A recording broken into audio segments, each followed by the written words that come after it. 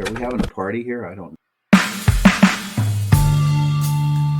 Welcome to Polishing Profits. Join our 3 industry experts boasting 140 years of experience as they unlock building service contracting secrets that can revolutionize your business. Well, hello again from Polishing Profits. Yes, it is us. Here we are. Ed, say hello to everybody. Greetings, salutations. Perfect. Sharon? Hey, how's it going? And I guess I get to end by it's going fine because you're watching us, right? All right, Polishing Profits. We have some work. We have several different categories we're doing. They'll be coming out at different times. They're all going to stand alone for you. So if we're doing a series on quality, we're doing a series on finance, marketing, whoever we're bringing in, or we're doing it ourselves, either collaboratively here, or we're just doing a one-on-one interview.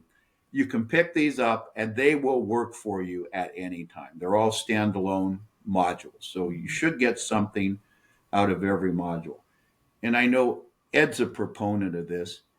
If you think we're full of beep, what we're talking about, drop us a line. We'd love to have you come on and debate it with us. Right, Ed? Uh-huh. I love to debate. I know you do. I know you do. So, if you don't like what you're hearing or you think we're full of, then, give us a line. We'd love to talk. We're here about doing this for the things that you want to hear most about in the industry. And that same goes out saying, you got a topic you want us to talk about? Drop it. We'll see what we can do about it and see if we can get it on our schedule. Right, guys? Right. We're open. All right. This is going to be a cut and dried one because it's talking about quality. We all know there's only one definition for quality. Everybody understands it. We all comply to it. The client gets it. We get it. And there's really no problem, right? Right. Well, I've got a different read on it, Mark. Yeah, what's yours? Quality is simply meeting the specifications. Okay. Right. Okay. McDonald's puts out a quality product because you can buy the exact same French fries in Boston and San Diego. That is a major accomplishment in the business world. Yes. You can't get the same batch of French fries in your house. 2 batches to be exactly the same. You can't do that. So. Right. Okay, but that's a product, not a service, right? Well, That goes to processes and systems. Yep. Yeah, no, there is a service component to it. So.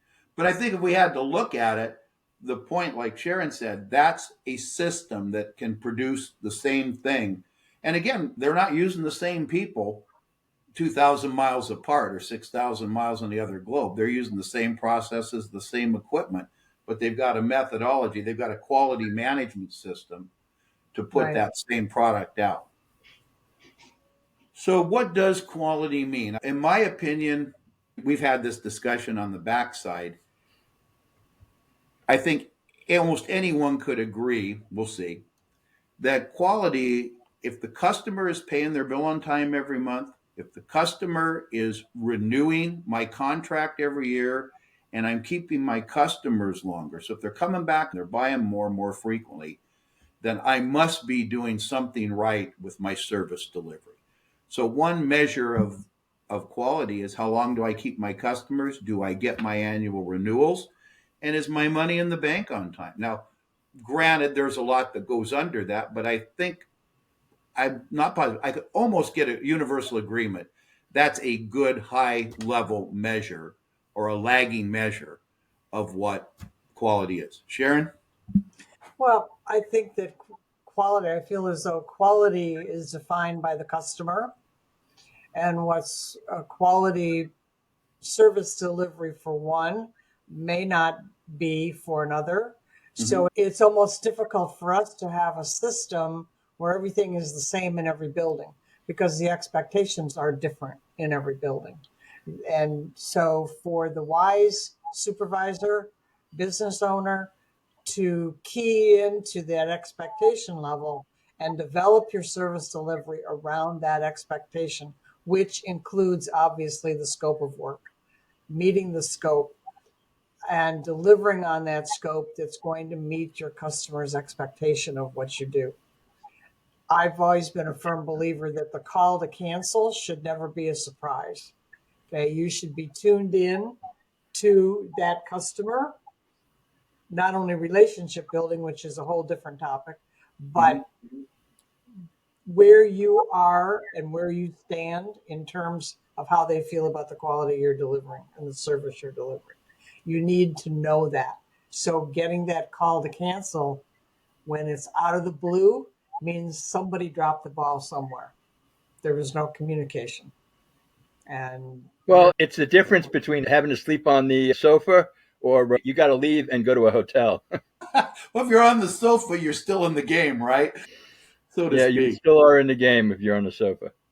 So is retention then the basis of quality growth, keeping our customers and understanding them? Like Sharon said, that's definitely part of the control. Going back while you were talking, I was thinking of Ed's current thing or early on of McDonald's, and you walk in and you get the same thing. But their McDonald's sets the expectation. I know when I walk into McDonald's what I'm going to get. right, Whatever's on the menu, and I'm going to get it here or I'm going to get it out there in Florida with you guys. I'm going to get that. But I'm not setting the expectation. I'm walking in. right, right. Where if I walk into El Gaucho and I get a hamburger, I got a whole different expectation. So we have that, what's the word I'm looking for? Trigger that although we all can read the scope of work, we have no idea what the customer actually expects the outcome to be. Mm-hmm. And I think that's where the trick gets to be in quality in this. Right. You've got that the customer, the person getting the service has their own idea of what the outcomes will be delivered by that scope of work. You guys want to take off on that? That's my thought. Well, to sort of piggyback on that, you did mention earlier in the conversation about the growth and understanding that you can't grow your company when you have a revolving door of accounts. So when they come and they start up and then you lose them and then you get another new one and then you start up and you lose that one, that kind of cycle leads to very stagnant and even negative growth. Negative growth is oxymoron, but a negative revenue position. Negative growth. I like that one. That's a good one. Negative growth. It made the point. You're going backwards.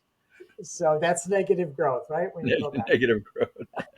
Don't they have like little blue pills for that now? Yes, they do. Negative growth. Well, until Ed said that, I had a new headline, how to avoid negative growth, but I don't think we can use it now. No, No. Now You've he spoiled it. mounted up Spoiler for alert. us. We're done. We're done.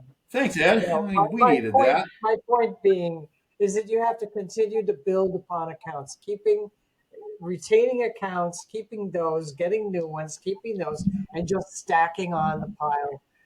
That's how you grow the revenue and avoid negative growth, going backwards. At all costs.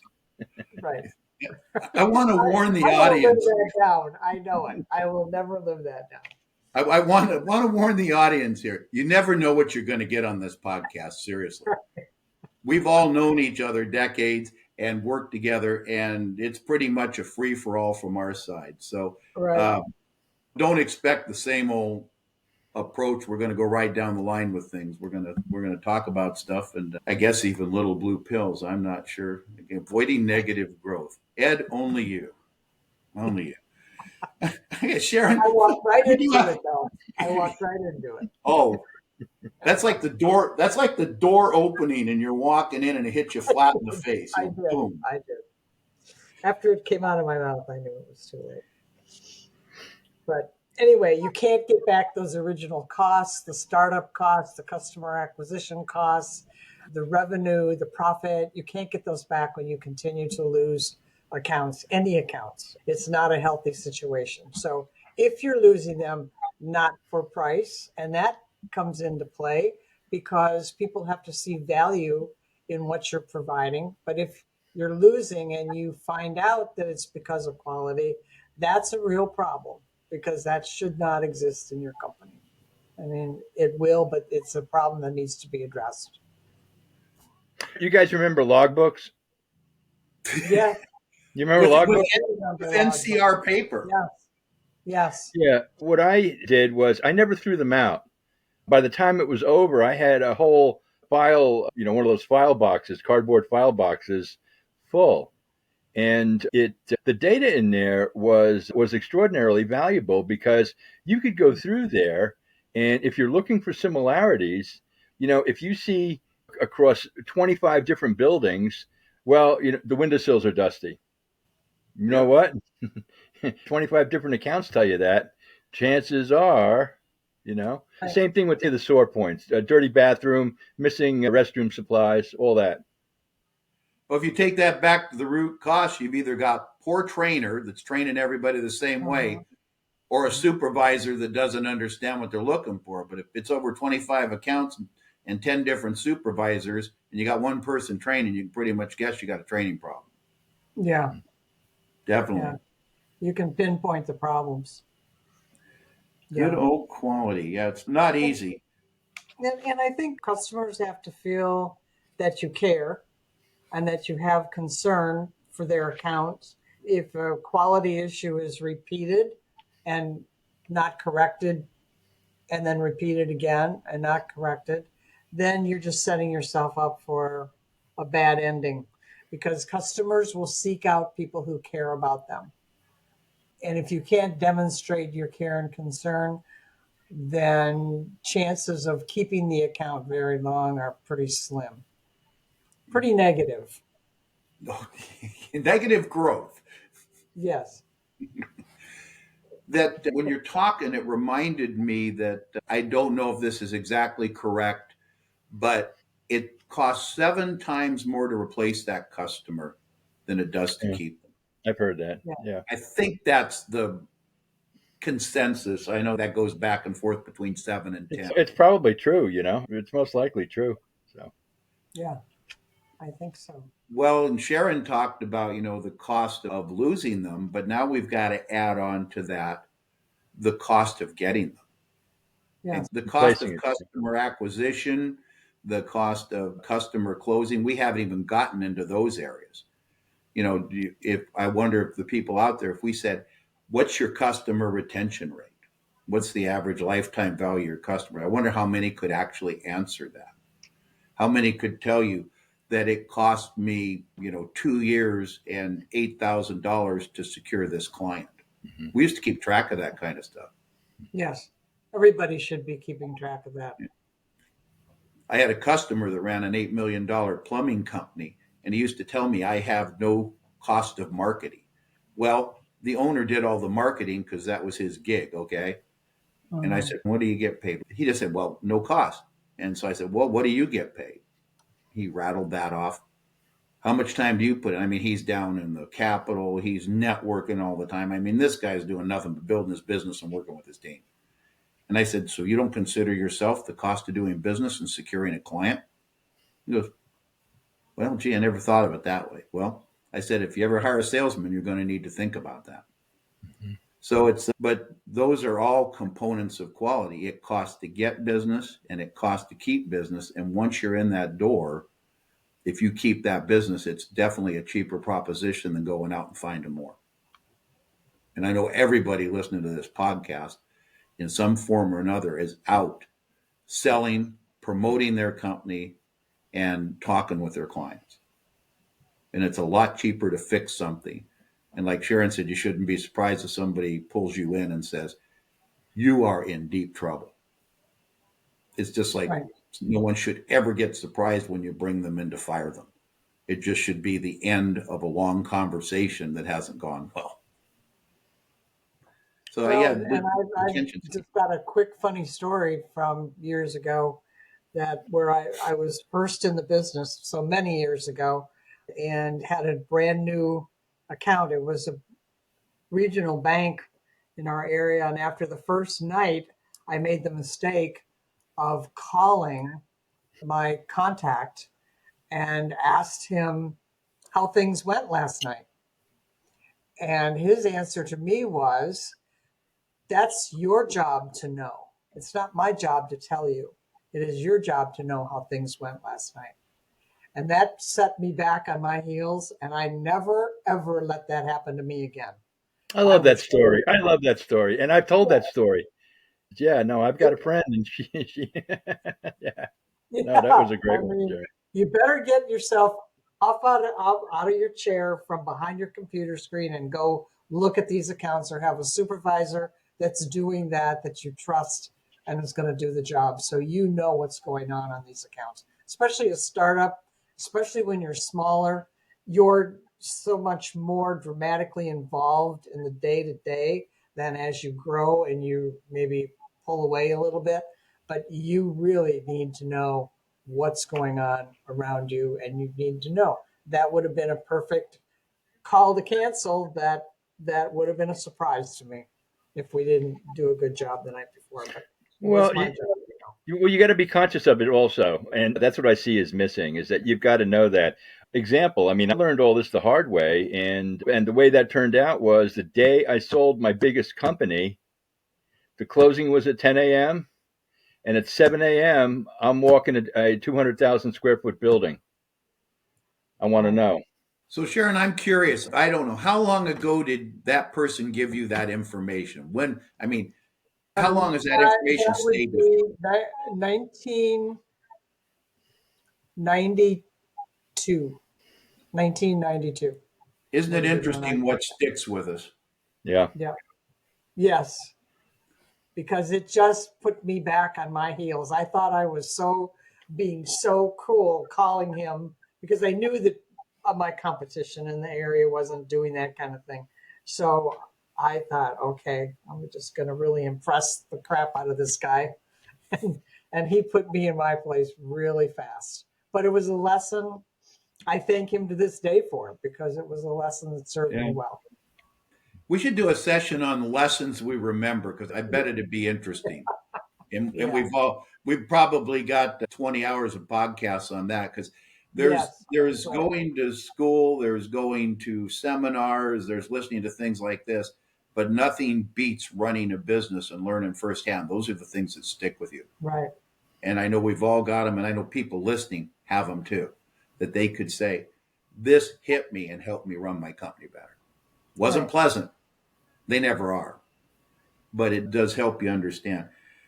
I think just to wrap up here, the top three reasons, Sharon, for since you did the outline, yes, we do work out, even though we freeform, we do work off an outline.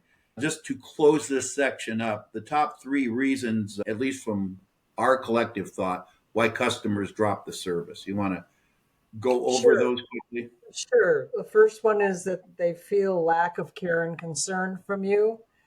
They know when you care, and when you demonstrate that you care, they'll understand that. Quality issues that are repeated and not corrected, or in my opinion, also a sense of urgency to get things fixed.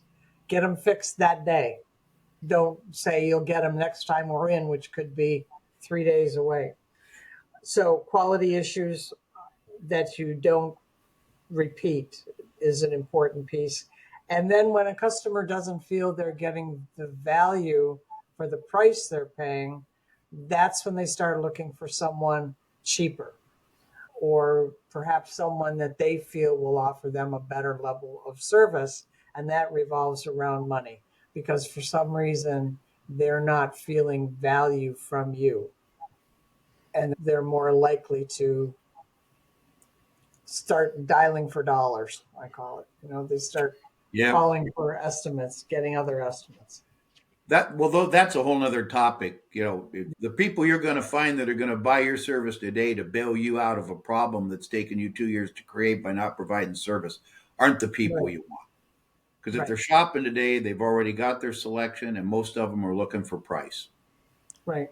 So if you want to build your business, you've got to always be working on On your value. making sure the customer is happy. There's no surprises. You know where they are in that cycle. The last 15 years we did business, I was never surprised when I got in, and I knew going in we were going to get taken to the cleaners, so to speak. Yes. I mean, it was no surprise what the meeting was about. We had ways of moving the customer towards that. We had a couple of things that we did to get it, because they'll call you and say, hey, I want to have a meeting. That's a whole nother topic about how to get that preset to go into that meeting successfully. But yeah, then you're trying to get people. And then instead of helping someone solve a problem, you're kind of begging them for business because you got to grow. And people can sense that when you're delivering a presentation that, you kind of want this for the wrong reason. And we've all sold enough in a whole bunch of different ways that shows through regardless. This is going to be what we feel are the key points and key takeaways that you should look at and consider how you're doing with your business in these particular areas. You may have some others, but these are our thoughts. Sharon, I'd like to start with you on the scrub down. The scrub down, a recap of what was covered on today's episode. Sure. I would call quality an oversight, an overview. Is that quality is the silent killer, that keeping abreast of what's going on your accounts in terms of quality, service delivery, meeting the scope of work can mean the difference between keeping accounts and growing, building on what you're keeping and retaining, and losing accounts, spinning your wheels, and becoming a revolving door. Okay. That's my scrub down. My scrub down would be, it costs more to get a new client than it does to work it out with your current client.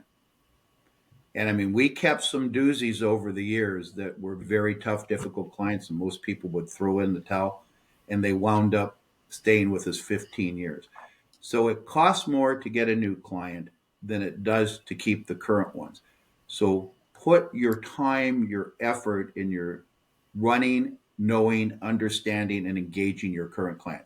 Yes, you have to get new business, but that should not be, when you get new business, the goal should be how to keep it and understand, like Sharon was saying, what the quality is, what they expect that scope to produce.